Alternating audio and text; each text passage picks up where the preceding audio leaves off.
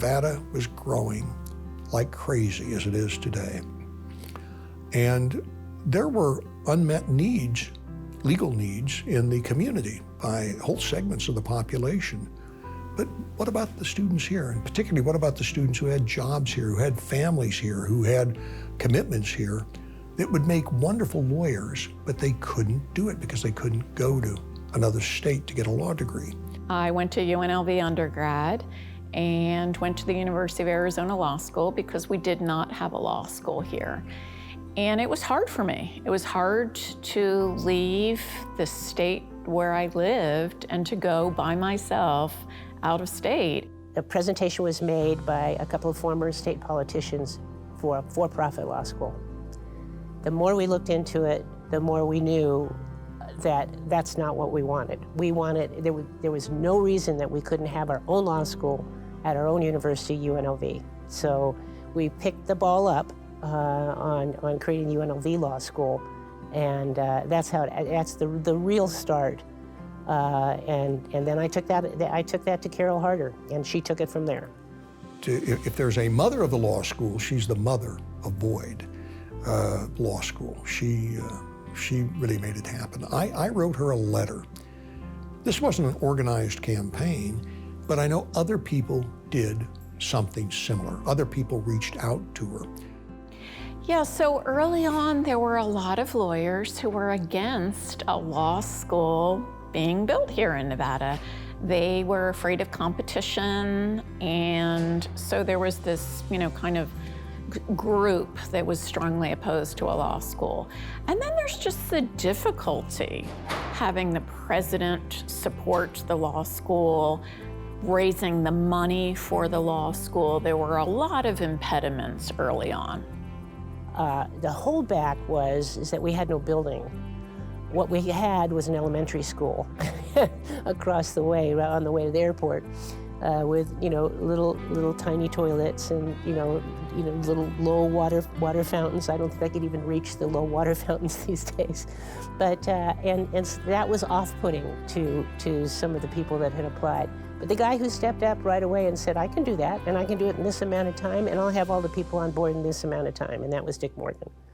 I've never been around somebody who was a dean of a law school or an educator that was more dynamic and more insightful than Dick Morgan. He is, the real father of the law school, along with Carol as the mother. If you want to create a three-part family there with Bill Boyd bringing the weight to make it happen. What he accomplished is something that we should all be so grateful for and proud of. To come here to a brand new, unranked, initially questionable whether it was going to be accredited right away and when, and just what a magical human being to have created such an environment of support and really orchestrated all the moving parts that were critical for the success of this law school. I was in a very good job elsewhere at Arizona State University, but I had a real desire to be in on the ground floor of starting a new law school. Some of my good friends and colleagues from Arizona State were similarly smitten with the idea of being in on the ground floor, and so I had a little company coming up here, some experienced people in whom I had great confidence and had great trust. Well, the early days at Paradise Elementary School were memorable. The early days in general were memorable. I remember it with a mixture of feelings, excitement, great excitement, terror, not sure what we had bitten off and whether we could chew it. Well, I used to get a lot of mileage out of the joke that the Paradise Elementary bathrooms were perfectly suitable for me because of my diminutive stature. They were a little awkward for some of the normal-sized people in the law school, but for me they were perfect. Dean Morgan said, I'm thinking of having every first-year law student, as a condition of graduation, do public service, that this should be a public service-oriented law school. And I almost fell off my chair. I said, am I being filmed? And, Dick said, no, this is my vision for the school. They included the Community Service Program, which is a partnership with Legal Aid Center of Southern Nevada. And that program has served, I don't know how many scores of thousands of people over the years, providing information to people who can't afford legal representation about what their rights are in various situations. It's been amazing. I remember those early days as we put together the curriculum. There were some professors that were like, this can't be done. And then we ended up making them write some of the curriculum. And then, of course, working with Dean Christine Smith, setting it all up. And yeah, since that time, I mean, tens of thousands of community members have attended those classes. There's over 400 free legal classes a week. And we're able to send people there so that we then have time to actually provide legal information and advice one-on-one. So it's just been a godsend to us. One of the meetings that I had and that I really remember was with Bill Boyd over in his office. And I just was really impressed with him as a person. He's just a very, very nice, humble man, up from humble roots, who's made a great success with his life and who has used that success for the benefit of the community and the benefit of UNLV. And so while I was practicing law, I said to myself, I'd really like to see us have a law school in Nevada. And I know I mentioned it to some of my contemporaries then, and generally they said, Bill, what do you want to do that for? Because we don't need more competition. I knew there were a lot of men and women that were capable of going to law school, but they really couldn't afford to leave the state. So I donated originally $5 million and committed to $5 million, and later another $25 million. And that helped them get going. The $5 million originally helped them get going. The other thing that's been so important is that the law school is very highly rated for a new law school. But now I think that they're much sought after. And that just, I think we've done a great job with, Dick Morgan was a great choice. And what Dick did is he got some fantastic professors from all over the country. Carol Harder was very good. She was very easy to work with, and very understanding, and was very, very much in back of the law school. Yes. She was right from the beginning. She thought it was a great thing for the university. And so that's been the thing that I'm most proud of personally of doing. I don't think I had even been there 6 months yet.